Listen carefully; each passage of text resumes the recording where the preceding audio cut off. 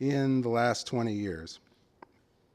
Most importantly, we're founded on the principle that Fragile X is a treatable disorder. And that's something that was, I think, a rather radical concept at one point. But fortunately, I don't feel like I have to argue that point anymore. I feel like people believe that. I didn't choose Fragile X. Fragile X chose me. As I mentioned, I've got 2 kids who have the full mutation of Fragile X. This is Andy and Laura a few years ago on the waterfront at Newburyport, where we live. Andy's 25 now. He was 3 years old when we started down this path. Laura's 23, and by the way, functions normally. So she's a female with a full mutation who really doesn't have an obvious phenotype of any kind. I'll skip past this because I think at this point we all know the basics about Fragile X, but I just wanted to emphasize that FMRP is widely regarded to be an RNA binding protein that mediates synaptic plasticity. And just when you think you've got something figured out, that's when you know there's probably more to the story. And so that's a large part of what I'll be talking about today. We've had a knockout mouse model since 1994. That was right when we came on the scene. And if you remember back, 1994 was also a time when the internet was becoming more popular and people were going online. And I think that's allowed the Fragile X community to coalesce, at least virtually, because when we first started out, it was very difficult to get together a support group. One of the main reasons why Fragile X is so important is because Fragile X is not only an important disorder in its own right, but it's an important model for the study of autism. Just to illustrate this, these are childhood autism rating scores for full mutation males in Don Bailey's group at North Carolina. And you'll see that the usual cutoff of 30 on the cars yields about 30% of full mutation males, at least in childhood, with a diagnosis of autistic disorder. So this is full-blown, full criteria autism, what I like to call big A autism. Nowadays, of course, we tend to bandy about a lot of numbers like 1 in 85 or 1 in 69, or it's going to be 1 out of 3 before you know it, people affected by autism. And by these relaxed criteria, I think you can see from this distribution of autism scores, most of the people with Fragile X have elevated autism scores and meet criteria for autism spectrum disorder. So Fragile X is obviously an important model for studying autism. It's a single gene that causes autism. But what's important to us is finding a treatment for our kids. I'm a psychiatrist, and I tend to focus on the psychiatric manifestations when I think about Fragile X.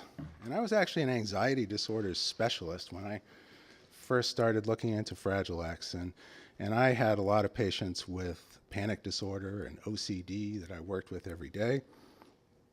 And one of the things I noticed in my son was that he had symptoms not just of social phobia, not just generalized anxiety, OCD, even a little bit of post-traumatic stress disorder. Alan was sort of joking about that, but it's actually kind of true.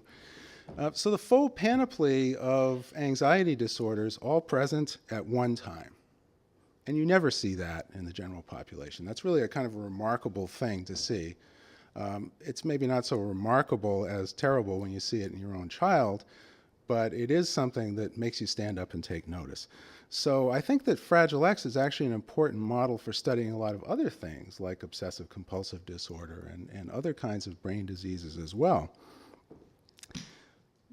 I recently had the opportunity to write a couple of review articles about the psychiatric manifestations of Fragile X. And so in the process of doing that, I basically just got all the papers that had ever been written about Fragile X, whittled them down to ones that were talking about the phenotype, and then whittled them down a little bit further to those that were talking about behavioral and psychiatric manifestations.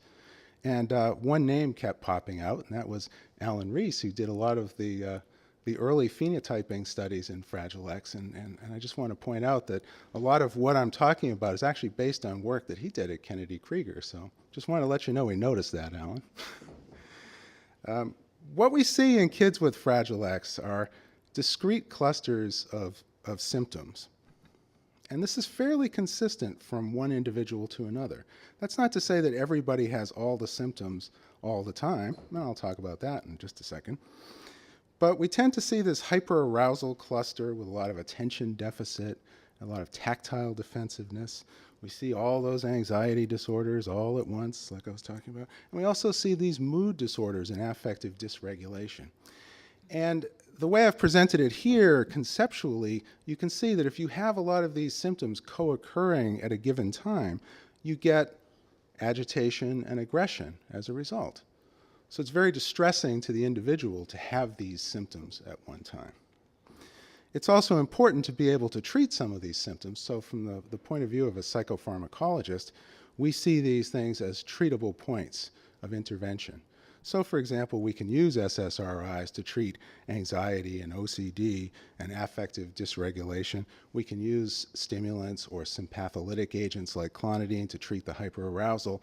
And by diminishing some of those symptoms, we can diminish some of these disruptive behaviors that might result in institutionalization, which is probably the worst outcome.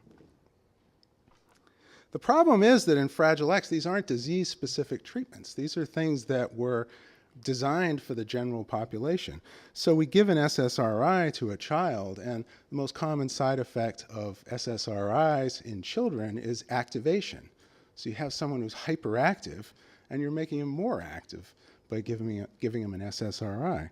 So there tends to be a limit to what you can do with these available treatments, thus the need for some disease-specific treatments. It's always nice to show kitty pictures. So I have a few kitty pictures too. This is our son Andy through the years. He used to enjoy playing in the bathtub when he was a kid, except his tub toys were a little bit unusual. Here he has basically all the recycling in the tub with him. Hoarding is one of the things that we see, and he tends to do a lot of that. Now, in the general population, we would think of hoarding as being a kind of OCD spectrum behavior. And Andy certainly does that in a number of ways. He likes to hoard his movies. He's kind of gotten past the video phase, but at one point you can see in the lower left, he would have to take pretty much his whole video collection with him to go to school. So he has to pack up this bag. And the people from school would at a certain point, they would say, okay, you got to get a smaller bag. This is getting out of control. Because he'd come in with a big duffel bag full of junk. So yeah, these are a problem. You know, if you're in psychiatry, we tend to see obsessive compulsive behaviors, and people just joke about OCD and say, oh, I've got OCD. But the definition of obsessive compulsive disorder is that it actually takes up time of your day and it causes impairment. And just like Jennifer was saying, this causes impairment. And it causes impairment for our son, and it causes impairment for us because we can't haul this stuff around with us everywhere we go. Now, social impairment is one of the things that we tend to talk about the most, and I've been talking about autism. But there's a critical difference, I think, between Fragile X and autism that we have to recognize. While still promoting actively, as I do, Fragile X as a model for studying autism, we have to recognize that kids with Fragile X want to be sociable. They actually crave social contact. We tend to think of autism as this condition that makes you not want to interact with other people. Now, I'm not sure that's really true for the whole autism population anyway, but it's not really true for Fragile X. These are kids who want social interaction, but they're very anxious, and they get over-aroused and fearful, and sometimes even agitated. So sometimes it backfires big time. This is our son, Andy, in the upper left picture, demonstrating his gaze aversion. You can see he was fascinated with our friend's newborn baby and was very appropriate in interacting with his baby, having a great old time until we tried to take a picture. And then he had to cover up. And this is us. This is his parents. On the bottom, you can probably guess which one of these kids has Fragile X. You can tell he wants to be part of the party, but he just can't quite get in the pool. I think it's important to recognize that the symptoms of Fragile X change over time. Now, I've shown these graphs at meetings before, and everybody always asks me, Mike, how did you generate these graphs? And I tell them, well, I made them up. Well, that's basically what I did. What I really did was this review of the literature, and I came up with a rough synthesis of the phenotype over time. So this isn't meant to be precise. The vertical axis is not exact, and the units are uncertain. But anyway, having said all that, if we just look at attention deficit and hyperactivity, for example, we see that kids with Fragile X are not born hyperactive, but usually sometime in the preschool years, they get very hyperactive. Our son was actually kind of lethargic as a baby. We could carry him around in the car seat that would unclip from the car. We could carry him around into restaurants and movie theaters, and he would barely stir. So once he was down for the night, he was great. But around age 3 or so, he got really, really hyper, and it was almost like somebody flipping a switch. That's typical, and that's typically something that doesn't last forever. So kids get very hyperactive, then they get bigger, gravity takes over, and then they slow down. Attention deficit, on the other hand, is not something that's affected by your body mass. So young kids with Fragile X typically have problems paying attention, but they don't necessarily stand out from the crowd. As other kids grow and develop the capacity to attend, kids with Fragile X typically fall further and further behind. So attention deficit in males with Fragile X is essentially universal. It improves a bit as they mature in young adulthood. So these kids do grow up, they do mature, they do gain skills, but it never goes away. Similarly, we can actually graph out all kinds of different symptoms like anxiety, OCD, mood lability, aggression. And we see that most of the really disruptive behaviors, as Amy was talking about, was it Amy? No, Rebecca was talking about, actually peak during adolescence. And this has a major implication for clinical trials. Because obviously, if we're trying to test a drug that's expected to have an effect on attentional capacity, we don't necessarily want to do that in an older population. We don't necessarily want to try something out if it's going to be a treatment for hyperactivity in people who are 40 years old and have gone over to the kind of lethargic side. So we need to pay attention to these issues and realize that the behavioral manifestations of Fragile X do change over the life course. But I think there are some things that don't really change over time. And this is something I've only really recently come to appreciate. And the way I've come to appreciate it is because people keep asking us about our experiences in the clinical trials and what we saw improve and what we think is really going on at the heart of Fragile X. And what I've come up with is two things, really. Number one, we have this cognitive rigidity, which I think is a core feature of not just Fragile X, but of autism as well. So we have this inability to change set, as the psychologists would say, an inability to do the reversal of a learning paradigm, as we would see in animal models. We all have a lot of cognitive flexibility. We can deal with having something different for lunch today. We can deal with having our routine changed.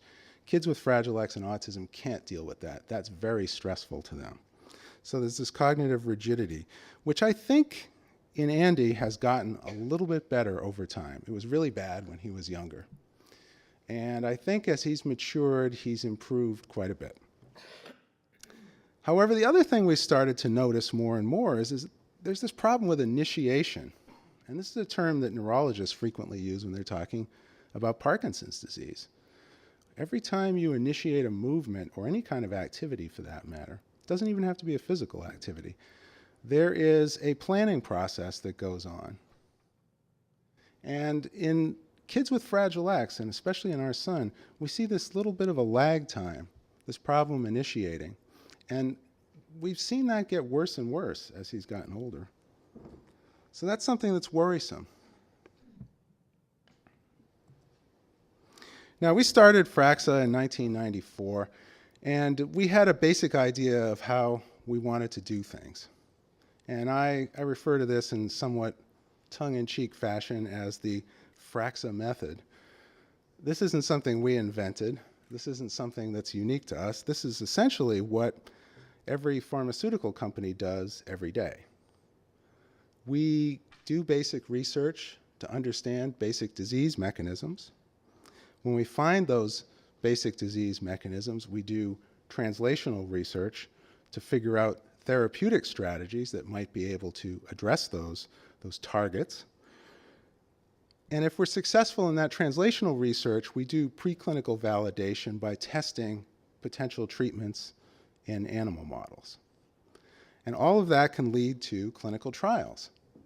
I shouldn't say it leads to clinical trials because that's not inevitable. It's actually a lot of work to get clinical trials going, and it's actually a lot of work to convince pharmaceutical companies to take their drugs that they've invested tens or hundreds of millions of dollars in and try them in Fragile X, because they might see that as a little bit risky. But I'll give you a basic and, well, probably the best known example of the Fraxa method in action. This is the mGluR theory. So, long time ago, right around the time we started, the Siomis, Mr. and Mrs. Siomi, were working in the lab of Gideon Dreyfus at UPenn, and they discovered that FMRP is an RNA binding protein. We funded the Siomis to study this further and establish the parameters of this RNA binding activity. And in the meantime, Bill Greeno found and presented at the Neuroscience Conference that FMRP, the Fragile X protein, is translated near synapses in response to mGluR activation. So this was really the first indication that FMRP is somehow involved in synaptic plasticity, and mGluRs are directly implicated. A little while after, not with any kind of Fraxa funding, just incidentally, a German group showed that FMRP is a negative regulator of protein translation. So that led to this model that somehow FMRP is involved in regulating synaptic plasticity by regulating protein synthesis in dendrites, the receiving end of the synapse. So Mark Baer was attending a Howard Hughes investigators meeting with Steve Warren, and he was presenting his latest data on a form of synaptic plasticity that involved these very same mGluRs. So this metabotropic glutamate receptor-induced long-term depression. And this was known to be protein synthesis dependent. And so Steve says to Mark, you should really look at Fragile X. This is right in your ballpark. And so Mark did that, and he applied to Fraxa for a postdoctoral fellowship for this promising young postdoc named Kim Huber. And their original hypothesis was that because this form of LTD was protein synthesis dependent, it would be absent in the Fragile X mice. And what they found was maybe even more interesting. Not only was it not absent, there was twice as much of it in Fragile X mice. And they developed this model that we call the mGluR theory of Fragile X. Normally, when metabotropic glutamate receptors, or, by the way, any other receptors that are coupled to GQ, are stimulated, it causes endocytosis of AMPA receptors. And without stabilization, that's a very temporary process. But at the same time, these mGluRs stimulate protein translation, and you get a pool of proteins that we'll just call LTD proteins that get produced. Normally, one of those LTD proteins is FMRP. So one of the proteins that gets stimulated by activation of these mGluRs is FMRP, and that in turn forms a negative feedback loop to inhibit further protein synthesis, so you don't have a runaway, out of control process. In the absence of FMRP, you get an increase in this pool of LTD proteins, and you get persistent internalization of these AMPA receptors and what we call LTD, long-term depression. Now, the ramifications of this were immediately obvious to Mark because he knew that pharma companies were developing mGluR5 antagonists as treatments for depression, anxiety, drug abuse, a number of other things. In fact, there seemed to be no limit to the number of potential indications for mGluR5 antagonists, even gastroesophageal reflux. So we thought, we got to test these things right away.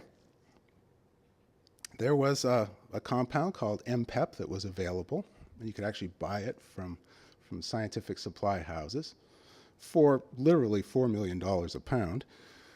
But we just bought a very small amount of it to test out. We later had a big old mayonnaise jar full of it synthesized and started passing it out to everybody that was interested. But in our initial studies in the knockout mouse, we found that we could rescue major phenotypes of Fragile X that were seen in the mouse model in a very nice dose-dependent fashion with these mGluR5 antagonists. So on the left, you see the results of audiogenic seizure paradigm. And if you give the mice MPEP, enough of it, they don't seize. If you take Fragile X mice and just play a loud noise, they'll actually have seizures, status epilepticus, and they'll die. So this is a very robust phenotype. You run the experiment and you count the bodies. There's no gray zone involved in this. At the time, a lot of the other phenotypes that we had for studying Fragile X, like cognitive phenotypes, were not well developed, and it was actually very difficult to see clear-cut phenotypes. It was hard to tell which of these phenotypes were related to the knockout and which were related to the genetic background. So we relied on this audiogenic seizure phenotype for quite a while.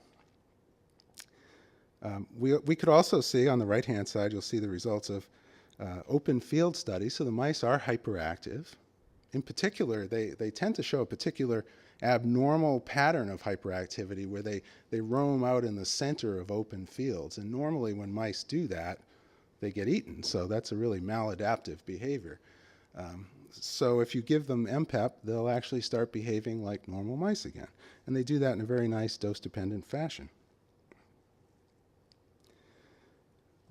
This is something that was well validated in a number of animal models. In fact, the Drosophila model of Fragile X, fruit flies, have a very good cognitive phenotype. So paradoxically, even though it was hard to find a good cognitive phenotype in Fragile X mice, we had a really nice cognitive phenotype in the fruit fly.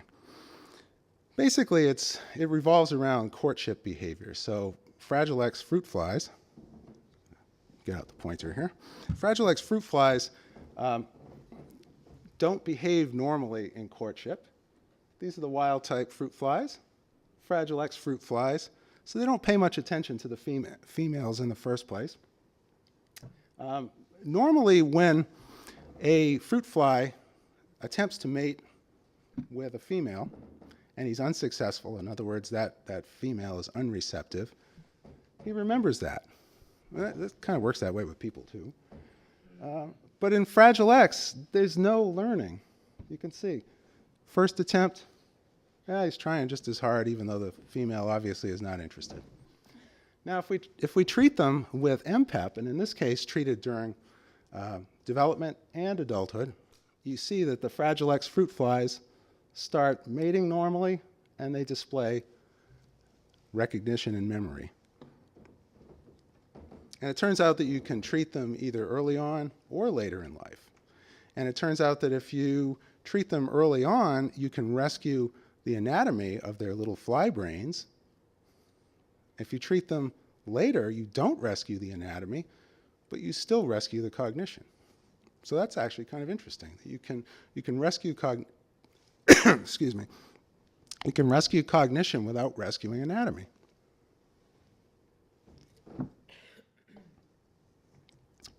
And we can show that you can rescue protein synthesis in mouse brain cells by using MPEP as well. I won't go into the details of this, but this is basically a synaptoneurosomal preparation, and you can show that you can rescue protein synthesis in dendrites by administering mPEP to the live animals. Likewise, the zebrafish actually have a phenotype. So if you knock down Fragile X protein in zebrafish, you get abnormal axon branching, presynaptic phenotype, and you can rescue that with mPEP. I could go on for hours with all these different kinds of preclinical validation experiments that we did.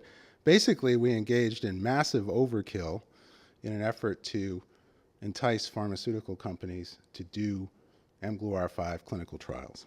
And it worked. So basically, we got four companies to actually do clinical trials.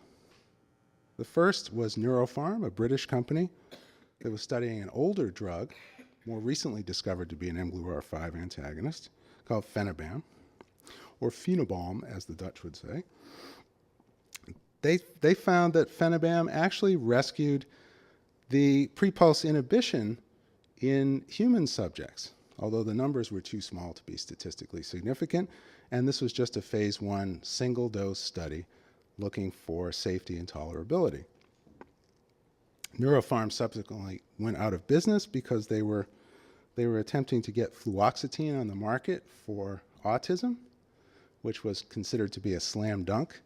And of course, like most slam dunks, it failed. So the company went out of business. Seaside Therapeutics licensed an mGluR5 antagonist from Merck. And this was a fairly advanced compound that Merck had spent tens of millions of dollars developing. So Seaside licensed this drug, and they got as far as phase 1 with apparently reasonably good effects. So it was quite well tolerated.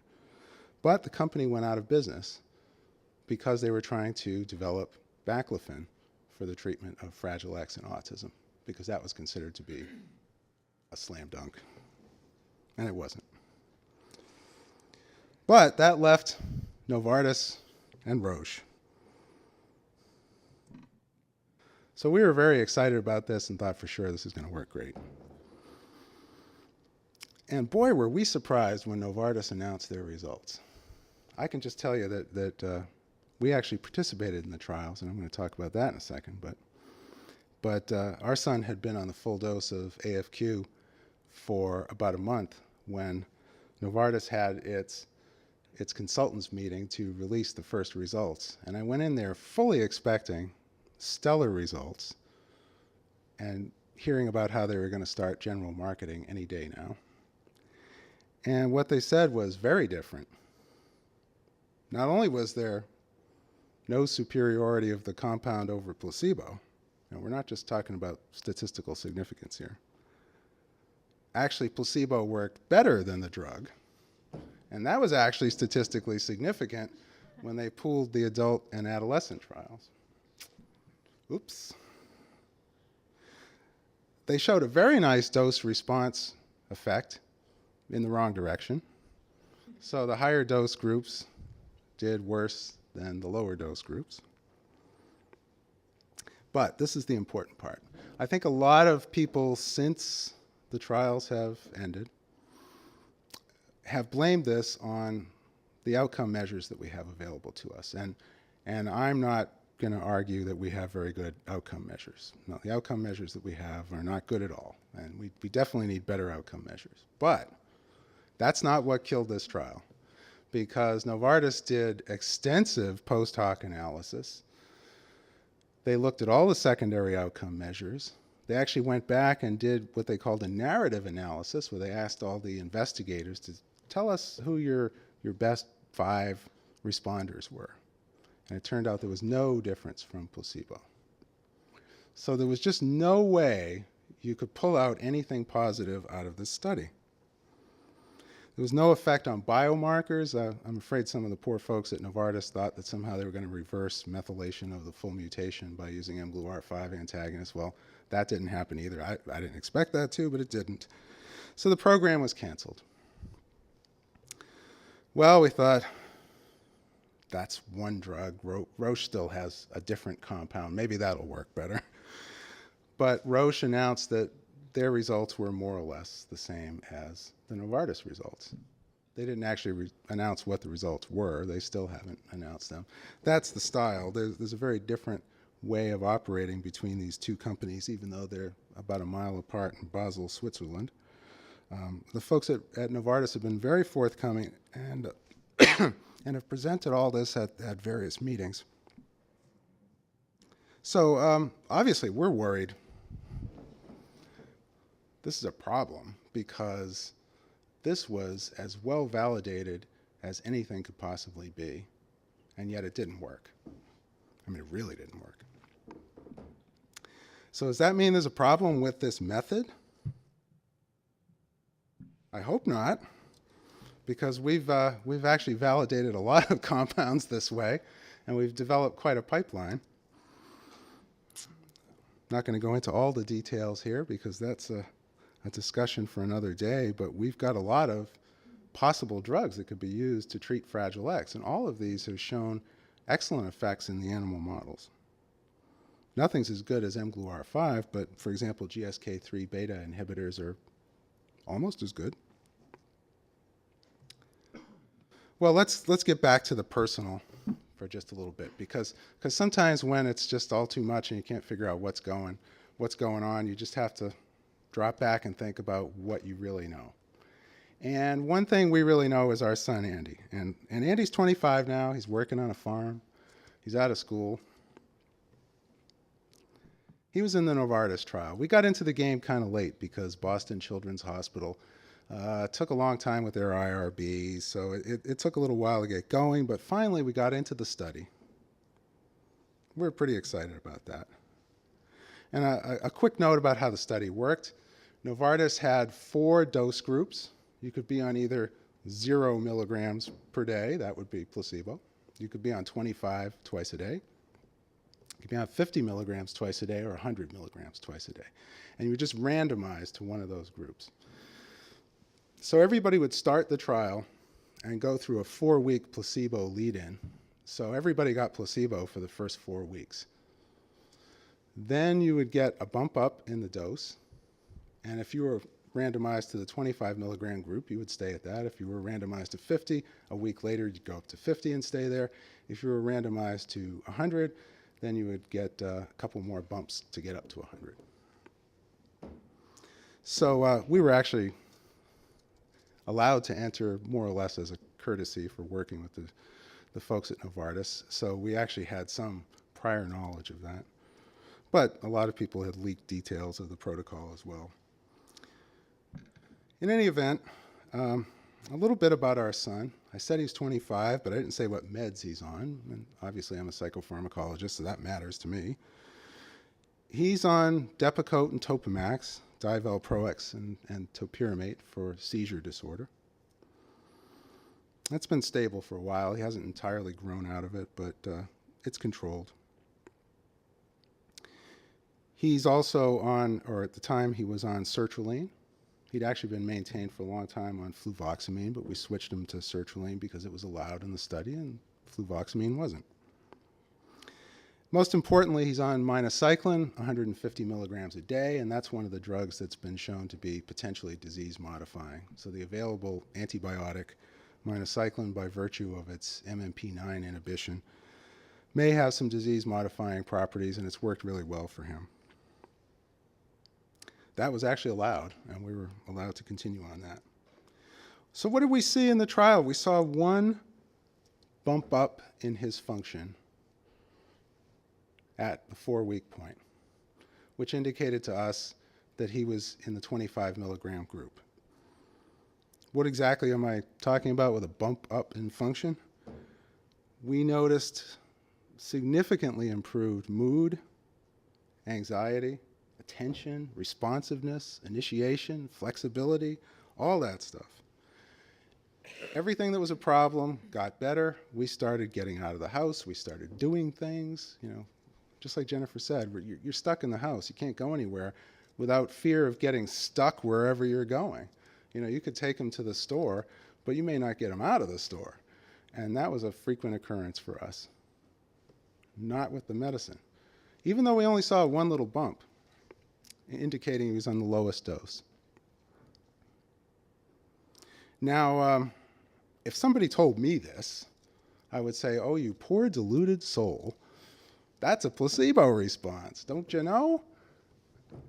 Well, maybe, but I'll tell you one other thing we saw.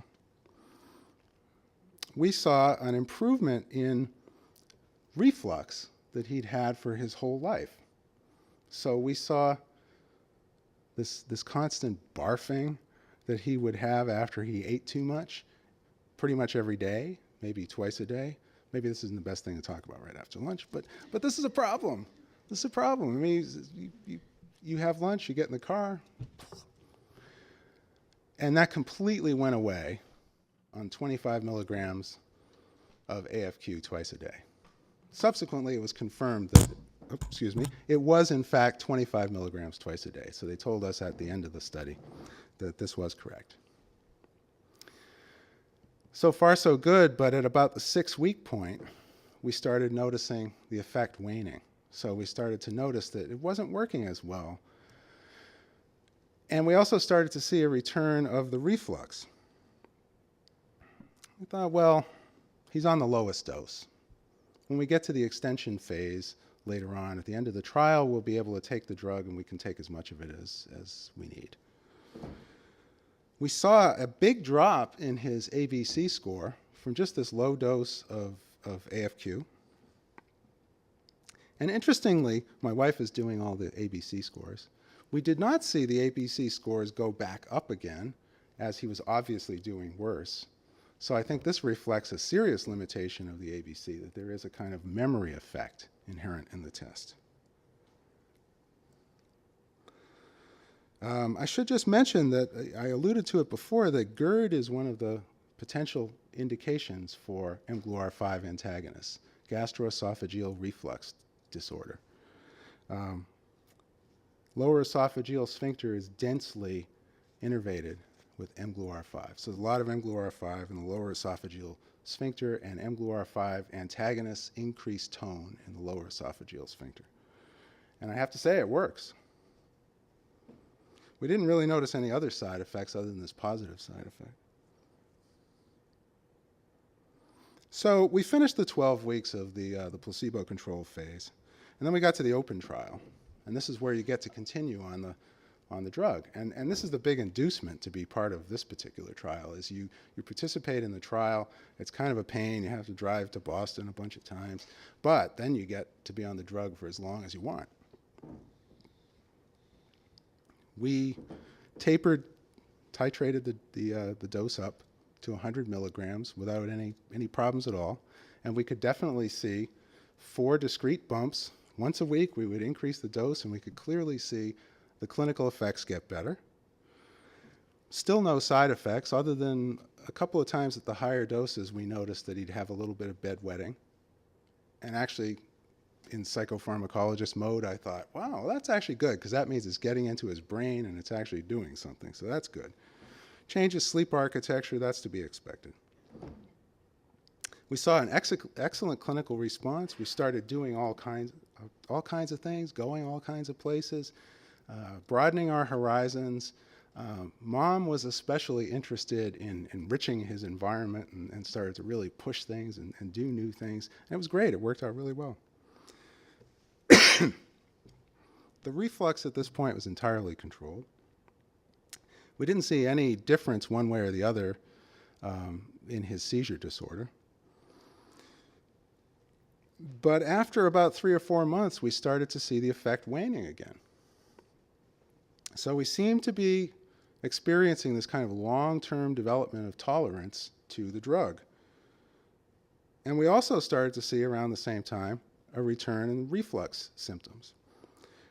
Neither of these things went back to baseline, so we didn't get complete tolerance, but it was definitely noticeable.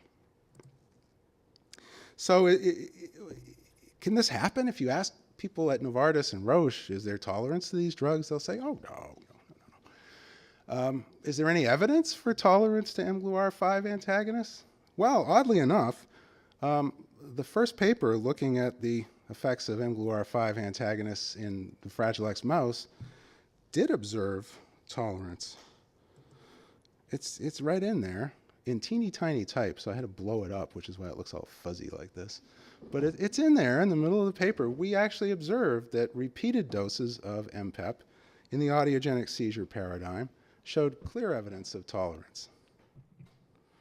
And the way this is presented, if you give water for 1 day or 5 days, intraperitoneal injection, it doesn't matter either way. You really don't see any effect. If you give the MPEP one time, you see a complete suppression of seizure activity, nearly complete anyway. If you give water for 4 days and then MPEP, same result. But if you give MPEP for 5 days in a row, and remember, this is a drug that only has a 90-minute half-life, so you're not getting complete round-the-clock exposure to an mGluR5 antagonist. If you give it 5 days in a row, you lose about half the effect. Interestingly enough, it's only the Fragile X mice that show this effect. So the wild types, it was actually hard to see any evidence of tolerance. Now, it's not just MPEP. We also had another drug that we had obtained from Novartis under a material transfer agreement, which is why it's called Compound A, because we don't have their permission to talk about it. But Compound A was an advanced mGluR5 antagonist, not any of the ones that were in clinical trials. But it actually was worse than MPEP when it came to tolerance. So a drug that was longer acting was actually worse than the short-acting drug. So in other words, the more exposure you get to the drug, the worse it is. Once again, the wild types didn't show this. In fact, it worked great in the wild types. Of course, the difference is that the wild types aren't as seizure susceptible to start with, so we're talking about relative differences. As you crank up the dose, this effect becomes more obvious. So lower doses do seem to avoid the issue of tolerance. But for other reasons, the lower doses just don't seem as effective. The Roche folks actually did some very long-term studies of 17 weeks, which, in mouse terms, that's a lifetime. And they reported on some very good therapeutic effects from chronic administration of a drug called CTEP, which is similar to the Roche compound that went into clinical trials, but not identical. But interestingly, if you read between the lines, what you see is that some phenotypes are rescued with chronic treatment, and other phenotypes, they report on acute administration. So they don't say that we observed tolerance when we gave this drug over and over again in these particular paradigms. So later on, I ended up asking some of the authors of the study what happened, and they said, yeah, we saw tolerance in those when we did it over and over again, repeated administration. So some things show tolerance and others don't. A lot of the things that show tolerance are more of the individual cell, individual synapse type phenotypes. So we're thinking it's probably a circuit effect, to cut right to the chase here. Because we know Novartis had checked levels of their drug during the course of the study, and it wasn't that you started metabolizing the drug more quickly or anything like that. So back to a little bit of a personal note. At the end of the open trial, after Novartis had canned their whole program, we had to go off the drug for a week, and it was awful. But think of it as a kind of an enforced drug holiday. So we noticed a recurrence of a lot of symptoms, and in fact, this initiation thing was worse than ever. So Andy was just stuck like glue. And fortunately, I don't really know how it happened, but we just forgot to give back a couple of hundred of these pills of the study drug. Nobody actually ever asked us for it. So we had ourselves a little bit of a supply, and we had to try to make it last. So we started it back up again at a half dose, and after a little bit of a drug holiday, what we observed was it clearly worked better. In fact, I'd say it worked better at a half dose after a week off than it had worked previously on the full dose. The one exception is that half dose didn't really do it for reflux symptoms. They were still partially controlled. But we've gone on to manage those with just other interventions. So we learned a lot, I think, from that trial, although I think not everybody agrees with this. If you tell Novartis, hey, I saw this really interesting presentation where some guy said that he observed tolerance on your drug, they'll say, no way. No, there's no evidence of tolerance. In fact, they get kind of red in the face if you even mention the idea to them, because I think it has implications for the market value of these drugs. Remember, when a drug company develops a drug, just because it fails for this indication doesn't mean they aren't going to try to sell it for something else or license it to somebody else. So, they're trying to keep this thing alive some way, but just not for Fragile X. It's worth noting that there were a number of mGluR5 development programs for a number of indications: Parkinson's disease, addictions, anxiety, depression, gastroesophageal reflux, pain, and other things, and they've all failed. So there's probably something about this target that's really not amenable to manipulation. The brain has powerful homeostatic mechanisms, and clearly when you try to move it in one direction, it pushes back. So we need to consider tolerance as an issue in future trials. There are ways of dealing with it, but it's very difficult to deal with in a clinical trial. I think that understanding the mechanisms of the tolerance could be enormously informative, and we're hoping to pursue that further. But it also makes me think that combination strategies might be needed in the future for Fragile X. We shouldn't despair, because clinical trials are not over in Fragile X. In fact, we're into a whole new round of clinical trials. I realize that the donepezil trials are over, but I also wanted to mention that there was an Indian group that did a trial of donepezil. I had no knowledge of that, and they just reported half as many. So it was a terrible study. It was no good at all. But I thought it was interesting that they picked up on that. Same result, exactly. So maybe you can kind of do a meta-analysis and pool them together. There are a number of clinical trials in Fragile X. So there's an acamprosate trial, which is at this point well-funded by the John Merck Fund that Craig Erickson is doing along with Liz Berry-Kravis.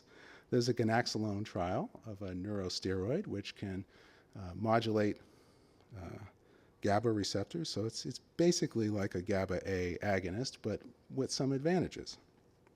There's a metadoxine trial sponsored by Alcobra, an Israeli pharmaceutical company. And this is almost a natural product. It's a derivative of vitamin B6, which may enhance attention. We've also got a trial that Frax is partly funding, partially funding in Barcelona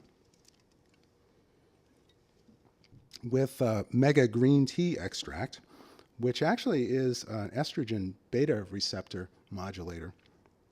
So it's kind of an interesting compound and something very different. And Neuren has a truncated version of IGF-1 that they call trofinetide. It's really just a little tripeptide. And as you probably know, there's a lot of excitement about IGF-1 in autism and Rett syndrome, and actually practically every single gene cause of autism has floated the idea of IGF-1 as a potential therapeutic. Well, this one is a little bit more accessible because you can actually take it by mouth. But I think that the current round of trials reflects a kind of a new awareness of the value of serendipity, that there may be some drugs that are out there that we can use in Fragile X, and they don't necessarily have to be the product of rational drug discovery. Of course, in the last 15 years since the mGluR theory was first proposed, we've learned a lot more about Fragile X, and we started to appreciate that it's not just in dendrites. In fact, there have been some really interesting findings that have been everywhere but dendrites lately. In particular, if we look at this model of the tripartite synapse, where we have a presynaptic element, an axon, a postsynaptic element, a dendrite, and we have an astrocyte that maintains the milieu for the synapse, we also recognize that there's retrograde communication. We don't just have signaling from the axon to the dendrite, but we also have signaling back from the dendrite to the axon. And when we look at these processes, we realize that some of them involve the Fragile X protein. In particular, Kara Westmark at the University of Wisconsin has found that FMRP regulates the production of amyloid precursor protein, which, as you probably know, is cleaved into A beta. And a lot of the functions of APP and A beta are not really well understood, but they do appear to result in some form of retrograde signaling to the axon, which regulates release of neurotransmitter. Kara has shown that you can use mGluR5 antagonists to suppress A beta, but you can also use immunotherapy. So you can use an antibody to A beta to rescue Fragile X phenotypes. So that's really interesting because those are being developed as treatments for Alzheimer's disease. I'm not suggesting you run right out and try to use that, but it's one of the things that's in the pipeline. Likewise, we have evidence that there is a derangement of the endocannabinoid system in Fragile X. So endocannabinoids signal back from the dendrite to the axon. Excuse me. These are basically a kind of fatty acid neurotransmitter that gets produced in the dendrite, signals back, and hits another kind of metabotropic receptor. So CB1 is itself a metabotropic receptor. And the signaling pathways linked to it are hyperactive in Fragile X. Andres Ozaita in Spain has shown that the drug rimonabant, which was marketed as a treatment for obesity in Europe prior to being pulled from the market for causing depression and suicide, is actually effective in Fragile X and rescues phenotypes in the animal models at 1/10 of the doses that were previously used. So there's the possibility of repurposing this drug, which admittedly has some problems, but using it at a much lower dose, and perhaps in combination with other drugs. The presynaptic terminal itself clearly has some problems. Now you'll probably notice that a lot of the charts you see where they show pictures of a Fragile X synapse, there's all kinds of things going on in the postsynaptic side of the synapse, but the axon is pretty bare. It's pretty simple. Not much going on there. Of course, that's not true. It just hasn't gotten as much attention. Actually, one of the first indications of a presynaptic phenotype in Fragile X was emerged from the research of the Madison lab here at Stanford. And they did a very elegant experiment using animals that were mosaic. So some cells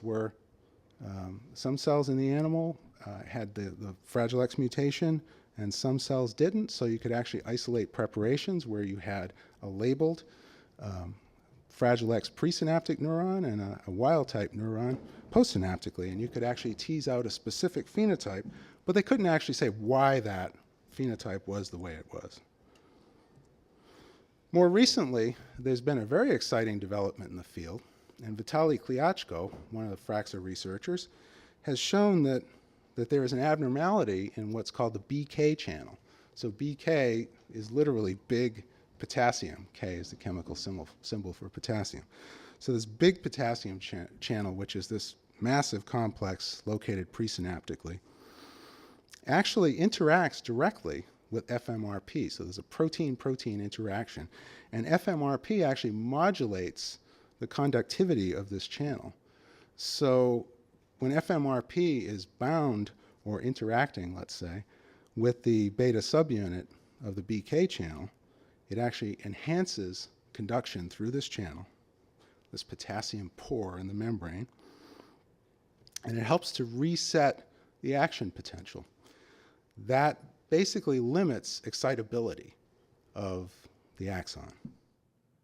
In Fragile X, obviously you don't have any FMRP, so these BK channels are functioning at about half speed.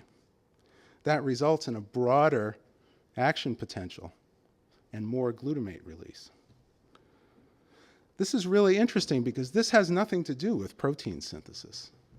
This is a direct protein-protein interaction between FMRP and ion channels. And they've also isolated one of the two known mutants, a human with a mutated version of FMRP who has a mutation in the part of the protein that actually interacts with this beta subunit of the BK channel. And he is described as having intellectual disability and seizures, but a partial phenotype, so he doesn't have a lot of the characteristic features of Fragile X. His protein regulates mRNA translation perfectly normally, and there's no difference in how it binds to messenger RNAs. So this is really interesting because this is one of those phenotypes that has nothing at all to do with what we've been talking about up to now that's going on in the postsynaptic compartment. This is entirely presynaptic. It's entirely due to the presence of the protein itself, not to altered proteomics in the rest of the cell. Oh, and I should mention that we funded a French group to develop BK channel openers that were previously developed by Bristol Myers for anxiety and depression, but which failed in those trials, also stroke as well. And so this compound is now off patent and out there, and it's ready for repurposing. So it's something that is potentially very interesting, that we have postsynaptic treatments, presynaptic treatments. And let's not forget astrocytes while we're at it. There's clearly an astrocyte phenotype of Fragile X. And it's been shown that GLT1, the major glutamate transporter in astrocytes, is hypofunctioning in Fragile X. So it's not sucking up as much glutamate from the synaptic cleft as it should. Now, ordinarily, I would say, well, that's one of those deficits, doesn't seem like you can really do much about. But it turns out that all beta-lactam antibiotics, like penicillins and cephalosporins, increase the activity of GLT1. So you can actually potentially treat this. This is another one of those cases where we've kind of repurposed something from other areas. So this was a hot topic a few years ago in ALS research, and they actually gave people ceftriaxone, which needs to be administered IV 2 or 3 times a day typically, or you can do various kinds of depot injections with a portacath and that kind of thing. And they actually managed to get decent levels of ceftriaxone to inhibit this, but the clinical trial was not successful. Maybe that's a harder disease to deal with. Maybe this is something that could be useful in Fragile X. We're not sure. But you can imagine rational combinations with some of these things. Like I said, you could have a postsynaptic drug, presynaptic drug, an astrocyte drug. You can have an endocannabinoid. It could get a little bit crazy after a while, but the fact of the matter is you can only do this with available drugs anyway. You can't do this with investigational drugs. You can't have a clinical trial of an investigational drug in combination with another investigational drug. So that puts a renewed emphasis on available drugs. And there may be a different path forward as we start to identify critical nodes in various pathways in the brain. And some of our researchers think that one of those could be AMP kinase, which is a kind of central thermostat, if you will, an energy sensor that regulates the activity of a number of different signaling pathways. And it's important because the available drug metformin is known to enhance the function of AMP kinase. So it's conceivable that something like metformin, which is an available treatment, could be used in combination with some of these other things. And I'll end my talk, as I often end my talk, by just noting that this is not the end of our quest to find treatments for Fragile X. It's not even the beginning of the end, but it is perhaps the end of the beginning. Thank you very much, and I hope to see all of you at the Gordon Conference next year, where I'm chairing. And Alan, I would love to formally invite you to be a speaker at this point.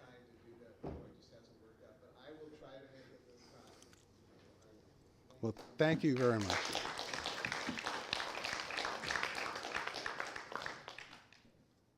Questions?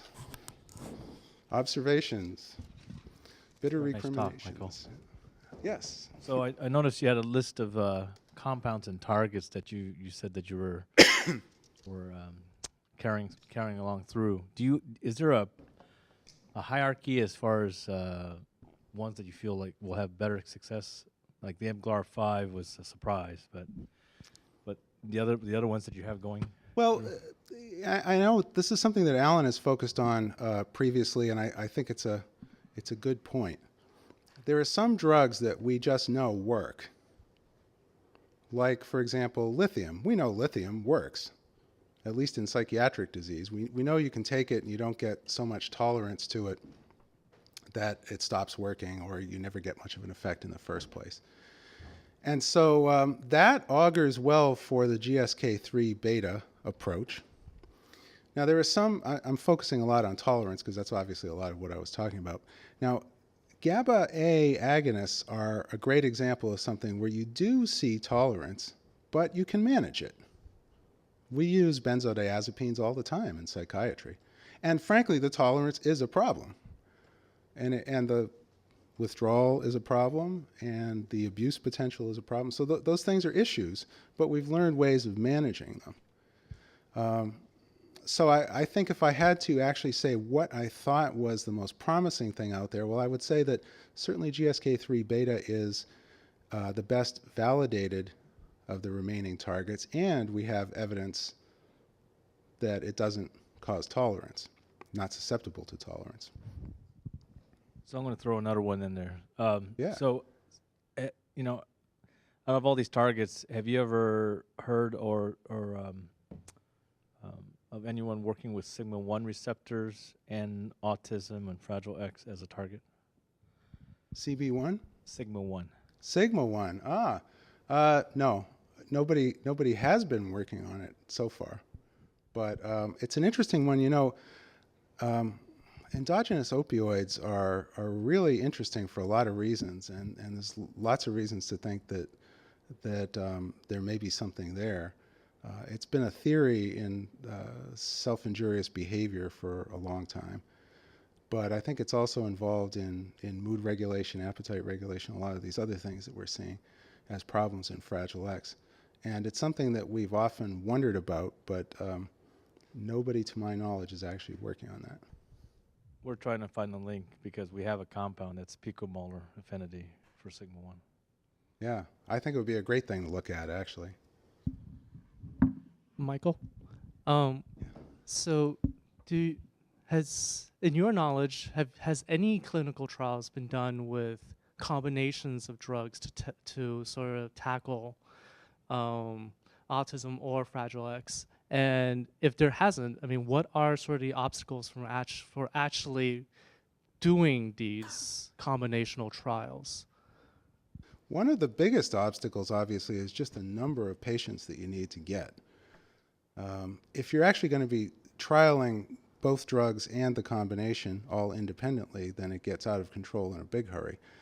But if you actually are testing one drug as your primary agent and designating another drug as your kind of standard of care baseline, that's one of the options that we've explored. Then actually, statistically, you can just do the same sort of study that you normally would. You might have an increase in the rate of dropouts, but for example, the idea being, as in, say, seizure drugs, it's considered unethical to have trials of monotherapy with seizure drugs. So all anticonvulsants now are approved as combination treatments, as add-on treatments.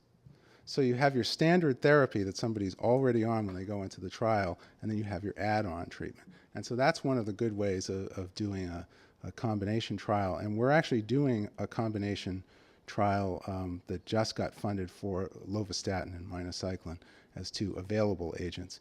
Primarily because we get into this endless loop where we're trying to find good outcome measures, we're trying to find biomarkers, and we're trying to find things that respond to treatment, but we have to have treatments before we can find something that responds to treatment. And so we either have to get lucky and find something just by chance, which at this rate may be the way it's going to happen. But either that, or we have to use a combination to beef up the likelihood of a success in a clinical outcome and in moving an outcome measure or a biomarker. And so this study will actually look at a number of biomarkers, and it will also look at things like transcranial magnetic stimulation as a potential biomarker too. So that's one way to move the needle, is to just use two things at one time rather than one. And there's a reason why I highlighted minocycline in our son's case as a significant medication, because I think it was the co-administration with the minocycline that made the difference, and that's why we saw a response where a lot of other people didn't. Well, I think we can. Should we do our small group discussions? So we're running a little short on time, and we're going to try to finish at 3. I do want to say, it was just a great talk, Mike. Just fantastic talk. Thank you. I love the personal, professional, scientific mix that you seamlessly interwove through there. So it was just beautiful talk. I think about this issue a lot, and so that's right. With each, used to be every month. Maybe it's slowed down to every 3 months. There's some new function or interaction with FMRP. Yeah. And including microRNA. There was, I think that was a year or two ago. And, and so is it any wonder that a single agent is not repairing? And I love the word rescue. I learned that word probably 10, 15 years ago when I started reading. And I think all of us who work with patients who have Fragile X or research participants want to rescue them. I mean, we really do want to rescue them, but so far we can't. And there is that gulf between flies and mice and zebrafish and humans that is not impossible to bridge. We just have to think more about it and do more basic work to think about bridging it. But I will tell you anecdotally, as chair of the Developmental Brain Disorder Study Section, fortunately for just one more round in June, I do see this approach, and this conundrum is not specific to Fragile X. Yeah. You see it with all sorts of disorders, whether you're talking about the behaviorally defined ones like autism, or the more specific ones, the monogenic or the deletion syndromes, that there's so many grants that pass through that say, you know what, everyone's just gotten it wrong so far. It's inflammation, it's mitochondria, it's, fill in the blank, whatever it is. You just, this is gonna be it. And I just, I despair a little bit when I see those grant applications, and I do read all the specific games for all 110 grants that come across my study section. But when I'm despairing, I think about what we can learn from this process by not discarding the information that's acquired. And that's what I really liked about your talk, Mike, is that with each failed trial, with each research study that doesn't necessarily fully support or significantly support a priori hypothesis, we have to learn that little piece of information that's part of the giant jigsaw puzzle that we're starting to put together. And I think in the end, that's what it's going to be. Even with, we call Fragile X a monogenic disorder. It's almost laughable to say, call it that, because of how much this protein does actually during development and after development. It might start as a monogenic disorder, but it certainly quickly thereafter is not a single gene disorder. It's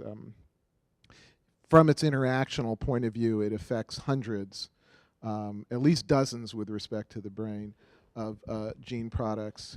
So my hope is in the field that there's someone very wise, and maybe it's you, Mike, who's putting this together, or somebody Fraxa, wiser, but putting there's some sort of scientific informational repository where the jigsaw puzzle pieces, even if you're just, when you work on a jigsaw puzzle, you got to lay out all the pieces, right? And I'm just hoping the pieces are getting laid out there, and someone's going, oh, you know what?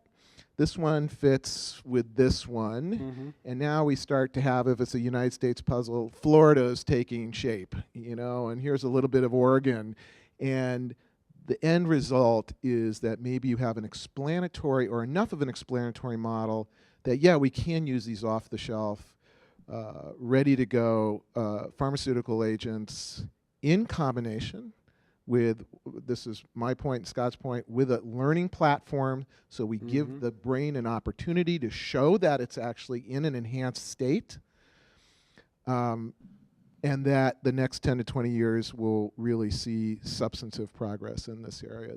That's really my hope and my dream for this, because as I said at the beginning, I don't want to be a grouchy, disgruntled, honorary, retired Stanford professor thinking, oh my God, we didn't do enough about Fragile X or any of these disorders. Well, I would note, and this is also a bit anecdotal, and yeah, the plural of anecdote is not data, but there are a number of cases of people who have participated in both trials, R-baclofen and mGluR5 antagonists. And it's pretty clear that some responded much better to one than the other. There are a number of cases where we saw people have really adverse responses to one or the other and then responded beautifully to the other.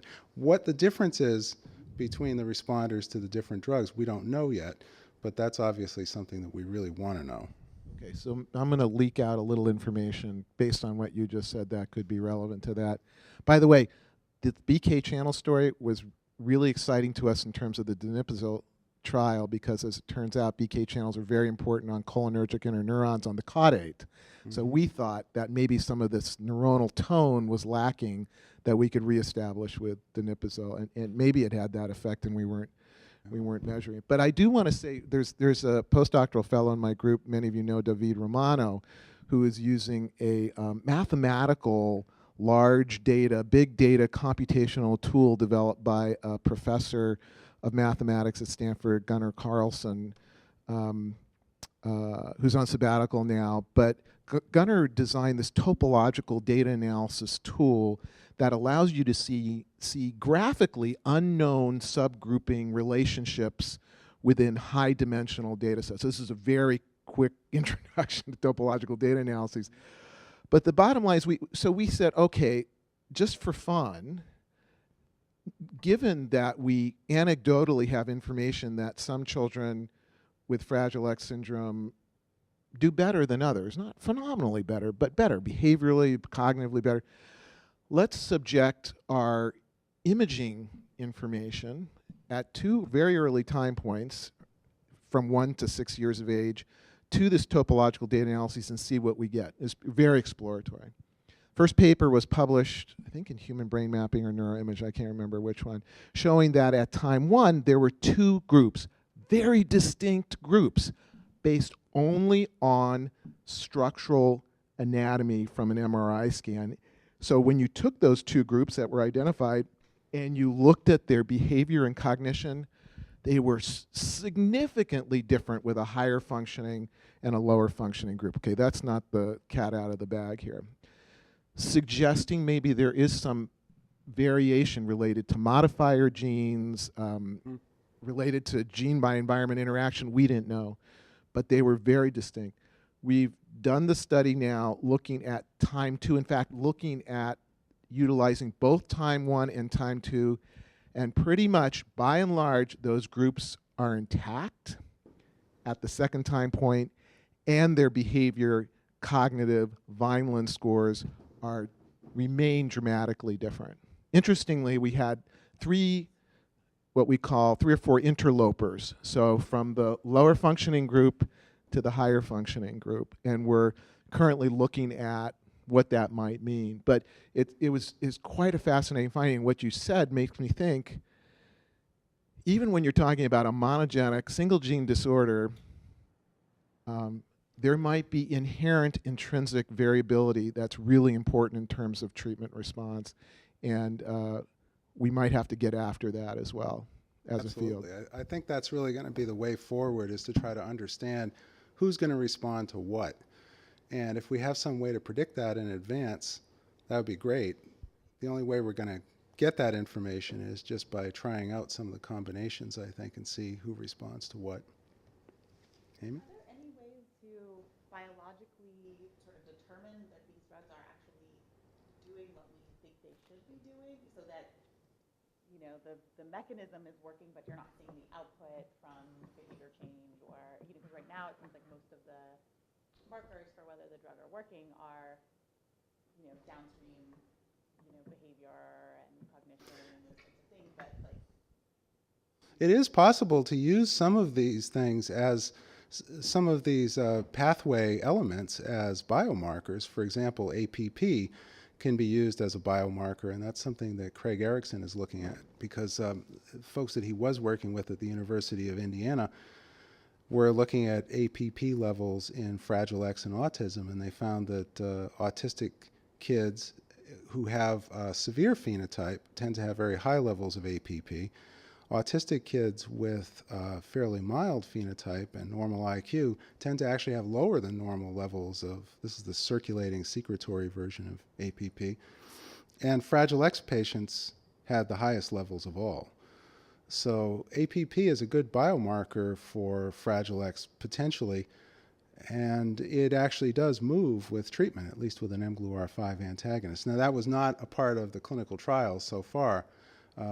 They just didn't have the technology to implement that. And furthermore, the little wrinkle in the story is that APP levels in humans have a developmental expression, so it changes as you get older.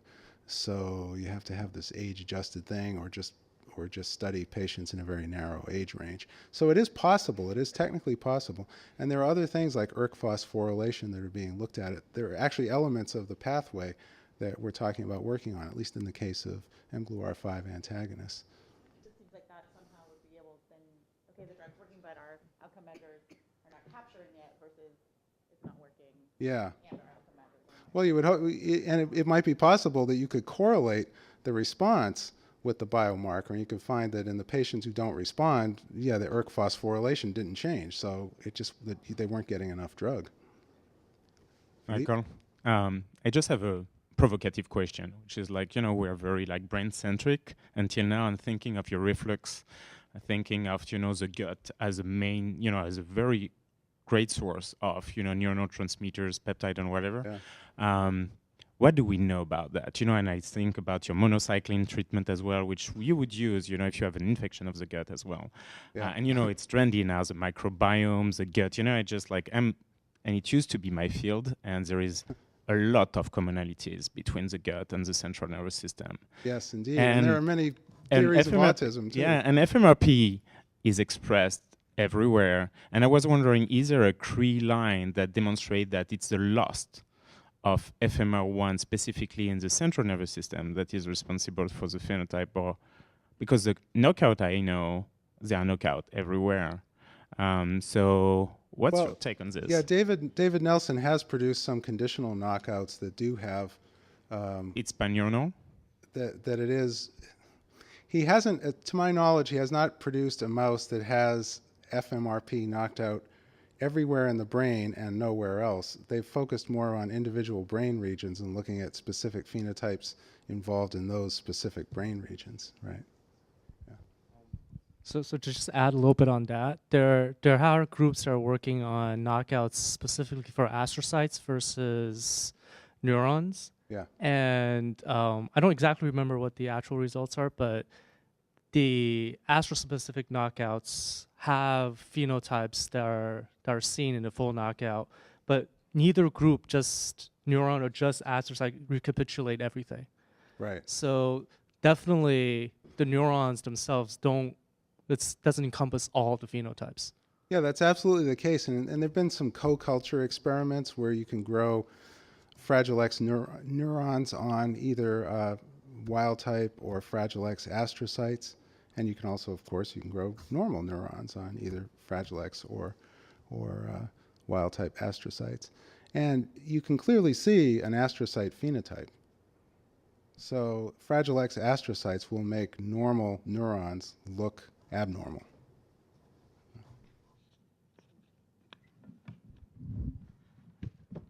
Any other questions or comments? if not, we had a kind of a brainstorming session planned, but I think we've already done plenty of brainstorming here. And I want to take the opportunity to thank our wonderful speakers who are here and our wonderful speakers who are not here. So they'll have to hopefully receive that osmotically in some way through the ether sphere.